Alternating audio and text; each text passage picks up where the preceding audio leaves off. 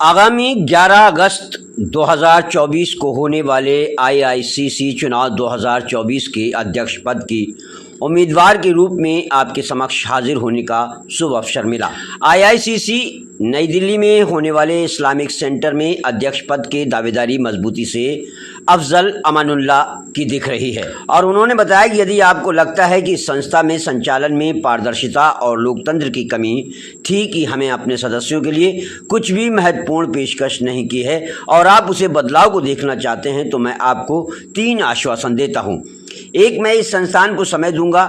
2, मैं आईआईसीसी की बेहतरी के लिए ईमानदारी और लगन से काम करूंगा और भारत और अंतर्राष्ट्रीय स्तर पर इसका कदम बढ़ाने का प्रयास करूंगा। और नंबर 3, मैं कोई भी बड़ा निर्णय लेने से पहले आप सभी लोगों से लगातार परामर्श लेता रहूंगा।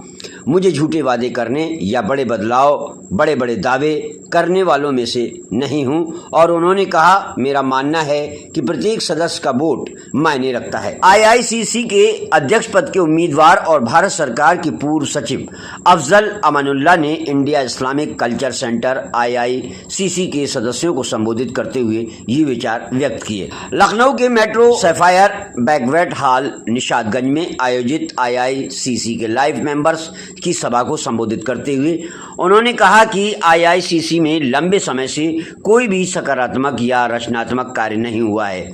जरूरत है कि अच्छे और ईमानदार लोग आगे आएं और इस सेंटर को तेजी से आगे बढ़ाएं। अमानुल्लाह ने अपनी टीम का परिचय कराते हुए कहा कि उन्होंने पैनल का रिवाज समाप्त कर दिया है। इसके स्थान पर उन्होंने शिक्षित, योग्य और कौम व मिल्लत का दर्द समझने वाले व्यक्तियों की एक टीम बनाई है। बोर्ड ऑफ ट्रस्टी के लिए चुनाव लड़ रहे वरिष्ठ पत्रकार एवं विजिटिंग प्रोफेसर डॉक्टर एम रहमतुल्लाह ने कहा, पानी का बहाव अगर रुक जाता है तो वह हानिकारक हो जाता है।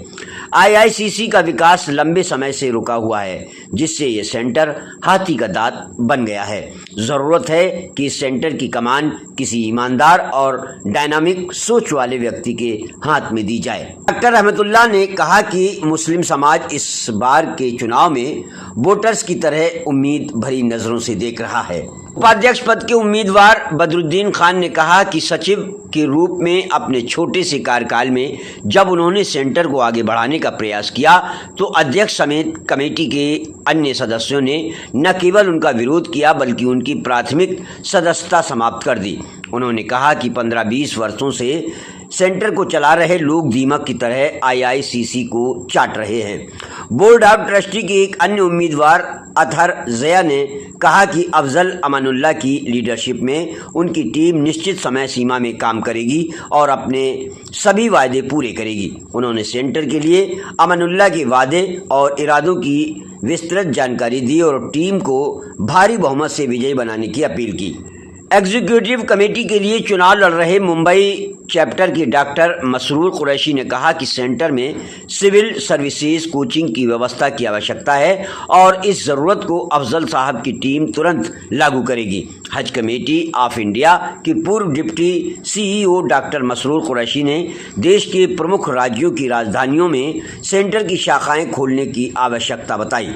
सभा में मौलाना खालिद रशीद फिरंगी महली, डॉक्टर परवेज हयात पूर्व आईपीएस अधिकारी और उत्तर प्रदेश के पूर्व डीजीपी जावेद अहमद ने भी संबोधित किया और कहा कि इस बार का चुनाव मील का पत्थर साबित होगा।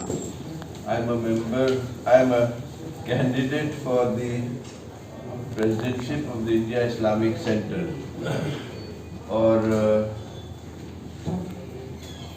I hope you all have got this 4-pager that I did myself. It's not from any publicity agency or anything. I wrote it myself. My daughter typed it and she sort of formatted it. That's about it. So it's translated into English and Hindi. तो बुजुर्गों और दोस्तों, मेरा ताल्लुक बिहार से है और 79 batch का मैं रिटायर्ड आईएएस ऑफिसर था। रिटायरमेंट 2016 में हुआ आफ्टर 37 इयर्स और उसके बाद से फिर chairman real estate regulatory authority Bihar के रहे। Finally retired at the age of 65 years in 2021 and since then I've been staying in Noida और with my children. Unfortunately, I lost my wife about 9 months ago, but that sort of broke me. And then I started, I had free time and my children pushed me out of my house.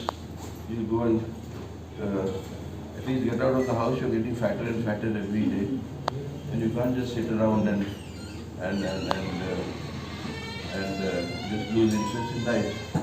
My friends and well-wishers and all sort of pointed towards the Islamic Center, which was cases वेसेस वहाँ बहुत होने लगा था, और ये हुआ कि लोग बोले कि आप try to sort of reform it. You've done enough 40 साल नौकरी के बाद से. तो उसमें before filing my nomination, I talked to, if I can माफ करिएगा, I talked to Salman Khurshid and I told him that you were a couple of years senior to me in college. He said, yes, yes, I know you. I said, I believe you want to contest elections again. He said, नहीं, कौन बोला? I am not fighting. You have my blessings. The words he used was, you have my blessings. I talked to Siraj Hussain also. I told him कि भाई हमको जानते हैं जाए जो कि उन सब कमियों को दूर करने की कोशिश करें जो अभी तक किन्हीं वजहों से वो दूरियां कमियां रह गई, और वो इदारा इस पोजीशन में है कि जैसा आपने कहा कि उसकी ब्रांडिंग नहीं हो पाई, तो किया जा सकता है और किया जाना चाहिए, मैं समझता हूँ। कोई मैगजीन वगैरह रिलीज करने का प्लान है? मैगजीन या अखबार? अब एक बार कानून के तहत काम हो। अब तक पूरे इंडिया में इस्लामिक सेंटर का नाम कहीं न ब्रांडिंग, न प्रचार, न प्रसार, न लोग, बहुत लोग को पता ही नहीं है। आखिर ऐसा क्यों है? वो इसलिए कि हम लोग लोगों तक पहुँचे नहीं, काम नहीं किया इस्लामिक सेंटर में जो लोग अभी तक रहे, और उस काम को लेकर लोगों तक पहुँचे नहीं। अगर वो काम करते तो लोगों तक वो काम ज़रूर पहुँचता। मिसाल के तौर पे अगर सिविल सर्विस या IAS IPS की ट्रेनिंग यहाँ से